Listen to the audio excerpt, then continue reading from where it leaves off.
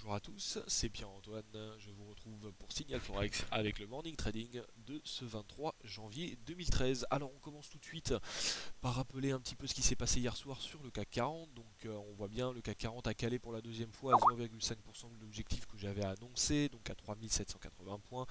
Les 3763 ont été amorcés à l'ouverture avant qu'une respiration s'enclenche vers les 3725 points.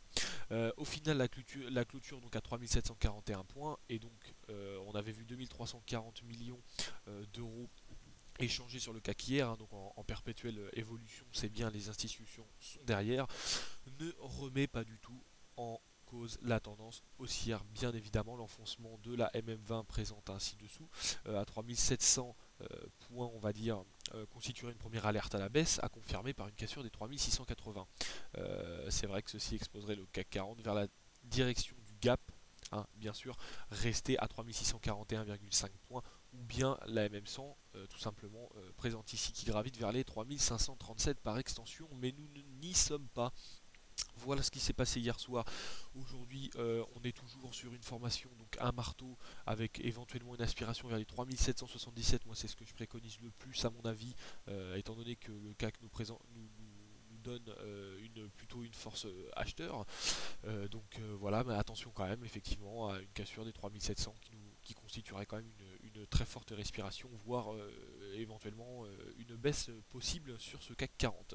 Voilà, on va tout de suite passer à une autre analyse, donc sur le JBP-USD, hein, plus communément appelé le câble, qui fait polémique en ce moment, avec son fameux double bottom en daily. Je rappelle que je suis en daily, donc ça s'adresse plus à des trades en swing, ce que je vais dire, puisque le scalping ne vous sera d'aucune utilité dans ce cas-là. Voilà, alors on a du mal à casser, hein. C'est vrai qu'on a du mal à casser ces 1,5825, 1,5826.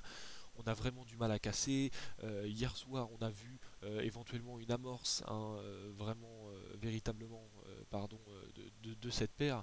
On a vu une amorce tout de suite coupée par le directeur, hein, King de la Banque d'Angleterre, hein. On a vu une assez mauvaise nouvelle, effectivement, casser l'amorce, et effectivement les cours repartir à zéro, là, qui ont tendance plutôt à casser effectivement pour le moment, je dis bien pour le moment, ce support assez important. Alors attention à la clôture de cette bougie, on voit qu'on a énormément de volatilité en ce moment.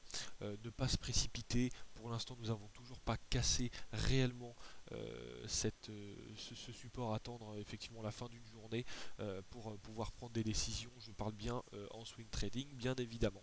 Voilà, alors on va passer également à l'euro USD, assez intéressant, hein. L'euro USD, comme je vous l'avais dit la dernière fois, on évolue maintenant dans une espèce de box, hein. On le voit très bien entre les 1,33 pardon et les 1,3330. Donc tout simplement, hein, volatilité d'à peu près 33 pips.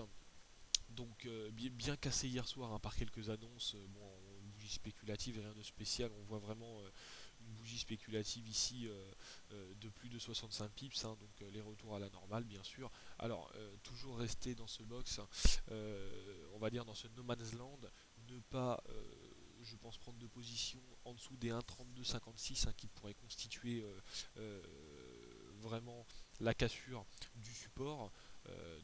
Vraiment attendre pour les swings, hein. C'est vraiment une période où voilà, on laisse travailler l'euro. Pour le moment, pas de prise de position à prendre, bien sûr. Sinon, à partir de la cassure des 1,34, qui pourrait signifier un retour haussier de la paire, mais voilà, pour l'instant, nous sommes en vraie période d'indécision pour tout ce qui est swing.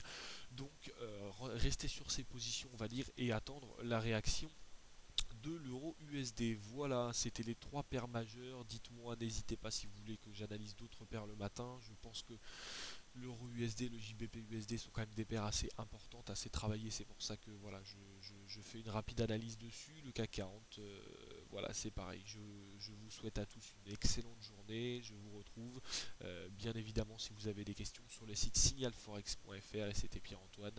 Bon trade à tous.